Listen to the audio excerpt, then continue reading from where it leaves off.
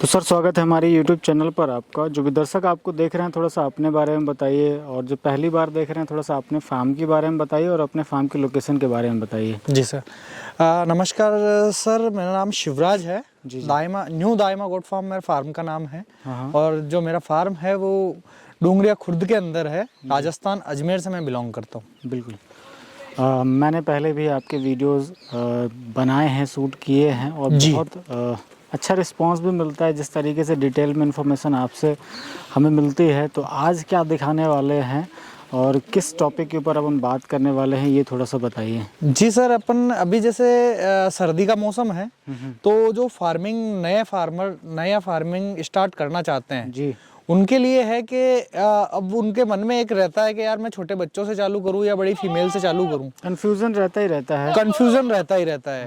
तो क्या है, मौसम के अकॉर्डिंग अपने को काम चालू करना होता है। बिल्कुल। अभी जो मौसम है, इस मौसम के अंदर जो है वो बड़ी बकरियां जो है उनसे यदि काम चालू करते हैं तो ज्यादा बेटर होता है। अच्छा। बजाय छोटे बच्चों के। क्योंकि क्या है, छोटे बच्चों में स्टेमिना कम होता है। स्टेमिना कम होने के कारण कई बार पीपीआर आ जाता है या कुछ और प्रॉब्लम्स आ जाती है, जिसकी वजह से उनका फार्म अनसक्सेसफुल हो जाता है। हाँ, अब जैसे आपने बहुत अच्छी बात कही समय के हिसाब से। जी। जैसे अभी सर्दियों का समय चल रहा है, तो छोटे बच्चों को ट्रेवल कराना, एक जगह से दूसरी जगह ले जाना, बिल्कुल, वो थोड़ा सा इशू बना ही रहता है। बिल्कुल बिल्कुल। तो छोटे बच्चों को सर ले जाने में देखो, अपन बहुत केयरफुली लेके जाते हैं, लेकिन केयरफुली ले जाते हुए भी कई बार ऐसा हो जाता है कि सर्दी लगी जाती है। बिल्कुल। क्योंकि जानवर है, अपन पूरा ध्यान नहीं रख पाते हैं। चलो आप केयरफुली ले गए, ले जाने के बाद में भी कई बार ऐसा हो जाता है कि नहीं भाई, लेके गया मैं और फार्म पे रखा, कई बार अपन इधर उधर रहे, तब सर्दी लग गई बाहर अंदर बाहर करने के चक्कर में, या फिर किसी ने खाया नहीं खाया,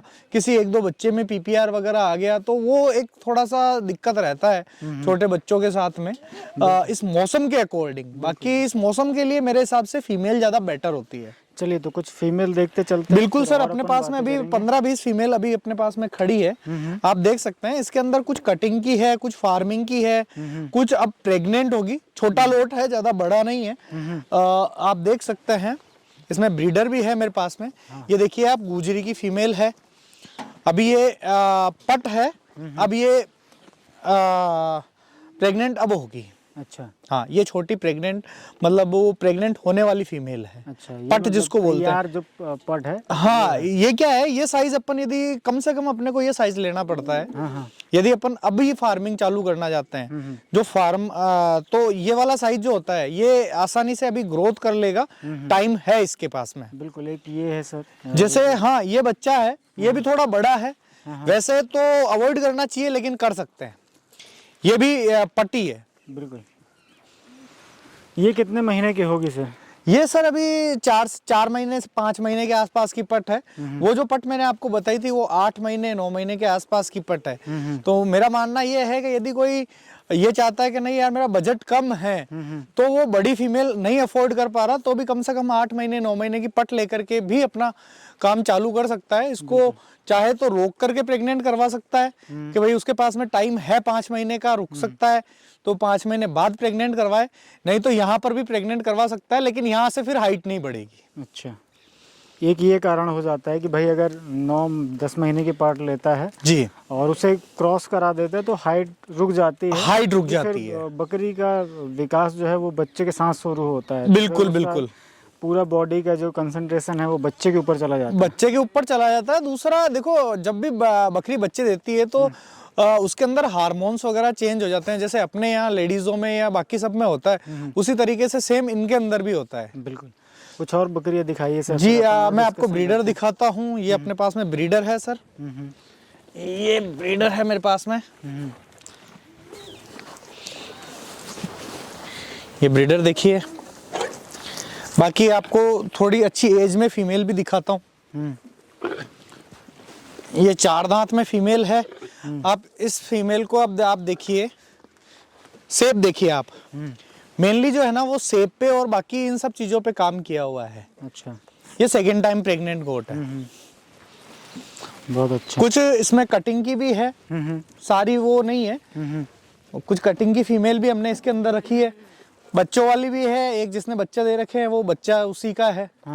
तो अभी जो है हमारा जो मेनली कंसंट्रेशन है वो बड़े बकरों पे या बड़े जानवरों पे रहता है, अच्छा। ताकि हम लोग सर्दी से बचा के उनको रख सके। तो सर जैसे मेरा एक सवाल है कि मान लीजिए कोई अगर नया फार्म स्टार्ट करता है 10, 20, 30 के साथ, जी भाई व्यवसायिक स्तर पर तो मैं समझता हूँ कम से कम 30 पीसेस उसे लेकर शुरू करे, तभी वो आगे मतलब एक व्यावसायिक स्तर पर जा सकता है। देखिए प्रैक्टिस के लिए आप 10 से शुरू कर सकते हैं, वो एक अच्छी बात है, पर एक बिजनेस सेटअप करने के लिए कम से कम 30 फीमेल का होना बहुत ज़्यादा जरूरी है। देखो सर, यदि आपको बिजनेस करना है तो ऑब्वियसली आपकी सैलरी निकलनी चाहिए। सबसे पहले अपन एक नॉर्मल आदमी की सैलरी भी पकड़ते हैं जो बिल्कुल नॉर्मल है। आज यदि मैं एक बिल्कुल ये सोचूं कि यार मेरे एक आदमी तो रखना पड़ेगा, या आप खुद करोगे, या आपके परिवार में से कोई ना कोई एक आदमी ऐसा होगा जो उन बकरियों की केयर करेगा, तो उस आदमी की सैलरी उससे निकलनी चाहिए, तब वो फायदा है। नहीं तो अपन उनको रख करके कोई फायदा नहीं है। बिल्कुल।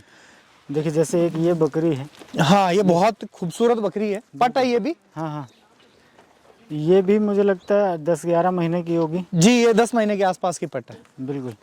तो सर ऐसे ही मेरा सवाल है कि मान लीजिए कोई अगर 30 बकरियों के साथ फार्म शुरू करता है तो लगभग क्या खर्चा बैठेगा और किस तरीके से वो अपनी तैयारी रखे तो उससे वो प्रॉफिट अर्न कर सकता है, ये थोड़ा सा समझाइए। देखिए सर, 8,000 से लेकर के 9-10 हज़ार, 8,000 से लेकर के 9-10 हज़ार रुपए के आसपास की रेंज होती है बकरियों की। हाँ हाँ। जो अभी जो मैंने बकरियां दिखाई है, इस तरीके की जो रेंज है, ये 10,000 के आसपास की रेंज है इन बकरियों की। अब आप 10,000 रुपए आप एक एवरेज मान के चलिए, जिसमें आपका ट्रांसपोर्टेशन भी आ जाएगा। आप उन बकरियों के साथ में एक ब्रीडर डाल लीजिए और उनसे आप चालू कीजिए। 30 बकरियां होगी, एवरेजली अपन ये मान के चलते हैं कि कुछ बकरियां आपको 2 बच्चे दे देगी, कुछ आपको 1 देगी। तो 30 बकरियों में अपन ये मानते हैं कि 40 बच्चे होंगे। एक साल में 2 बार वो बच्चे देगी तो अपने को 80 बच्चों का मिल जाएगा। 80 बच्चों में से अपन ये मान के चलते हैं कि 40 बच्चों का यदि खर्चा भी निकाल देते हैं और 40 बच्चों को अपन 5 से 6 हज़ार में भी बेचते हैं, तो 2,40,000 रुपए के आसपास की अर्निंग हो जाती है। और उस 2,40,000 की जो अर्निंग है वो एक तरीके से 20,000 रुपए पर मंथ होती है। तो उसके लिए पेशेंस चाहिए। आप ये सोचोगे नहीं यार मेरे को जाते ही मेरे को पैसा मिल जाएगा, वो पॉसिबल नहीं है।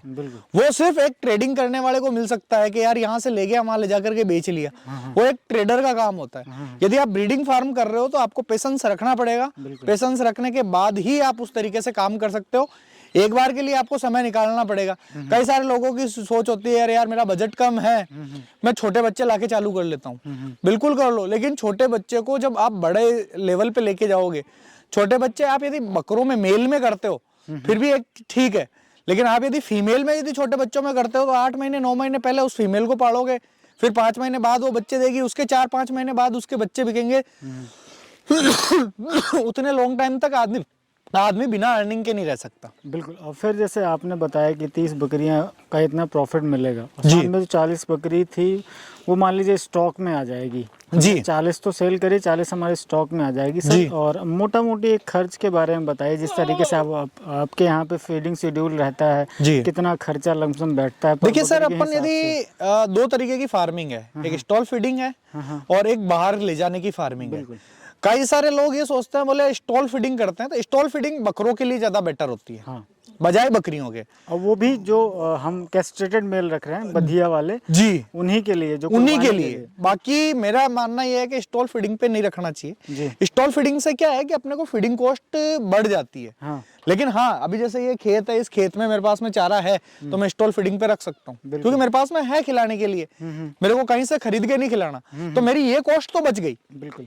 मैं जो चारे की कॉस्ट आनी थी, वो एक चारे की नॉमिनल कॉस्ट होती है, वो अपन जब बेचते हैं तो वो थोड़ा सा ही मिलता है अपने को, उतना पैसा नहीं मिल पाता उस चारे का।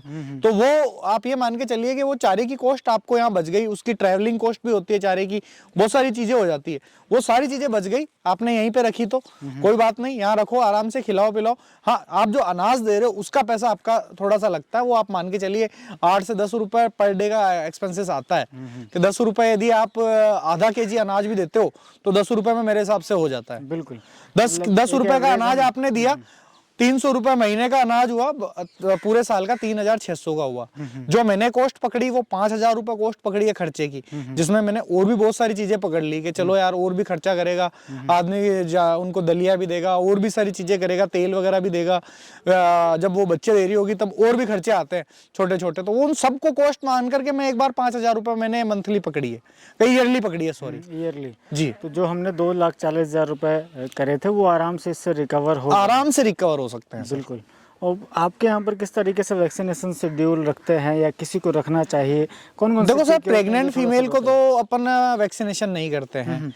बाकी जो जानवर है, हम लोग कोशिश ये करते हैं कि बाहर से जो भी जानवर डालते हैं, चाहे वो कभी भी डालते हो, उनको हम लोग वैक्सीन कर देते हैं यदि वो स्वस्थ है। अभी जब भी स्वस्थ जानवर है और हमने फार्म पे खड़े किए हैं तो हम लोग पीपीआर जरूर करते हैं। पीपीआर करने की वजह से क्या है कि उनको कम से कम पीपीआर नहीं आएगा, कहीं ना कहीं थोड़ी बहुत रोग प्रतिरोधक क्षमता तो उनके अंदर जनरेट हो ही जाएगी। बहुत अच्छा। तो ये एक इम्यूनिटी बूस्टर का भी काम करता है ना, कि मान लीजिए वो उसको आप ट्रैवल भी करा रहे हो, लेके भी जा रहे हो। देखो, ट्रेवलिंग कराने के बाद में उनकी हरासमेंट खत्म होनी चाहिए।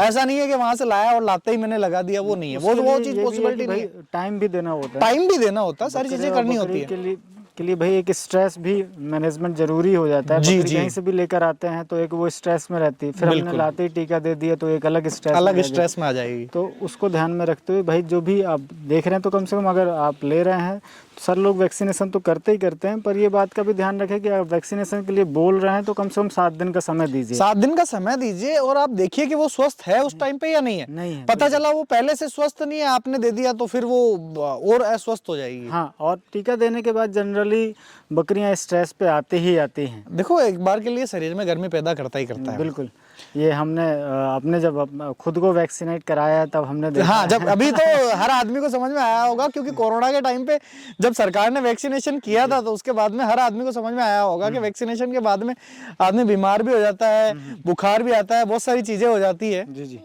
तो सर मुझे थोड़ा सा ये बताइए क्या रेट रहेगा, जैसे आपने 2 तरीके की फीमेल आपने बताई हैं, उनका क्या रेट रहेगा और किस तरीके से कोई भी लेके जा सकता है, ये थोड़ा सा देखिए सर, बकरियों में रेट का ऐसा है कि जो प्रेग्नेंट फीमेल होती है, जो आपको ये लगता हो कि नहीं यार मेरे को 2 महीने 3 महीने की प्रेग्नेंट चाहिए, तो वो आपको 10,000 एंड अबव पड़ती है। अच्छा। वो अपन आप समझ सकते हो 220 रुपए केजी और उससे ऊपर समझ सकते हैं।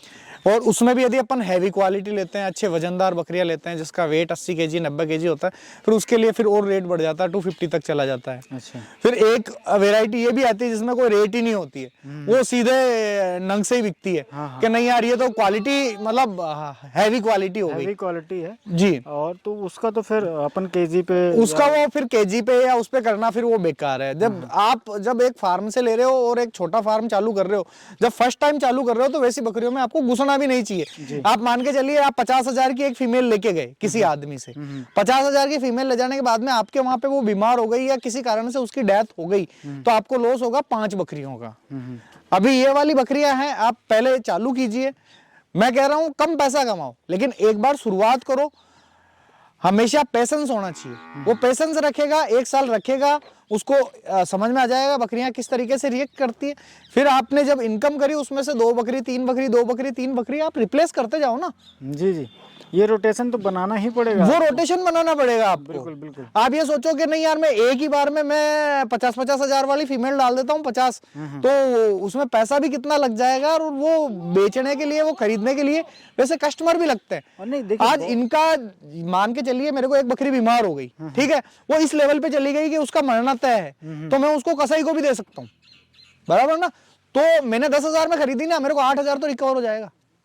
समझ रहे हो। अब पता चला मैं 50,000 की 1 लाख की बकरी लाया, तो वो उस कंडीशन में होगी ना, तो भी मैं उसको कभी भी कसाई को नहीं दे सकता कि नहीं यार इसको तो नहीं दे सकता, ये 1 लाख रुपए की पता चला चल जाए। तो वो चीजें अपने को देखनी होती है।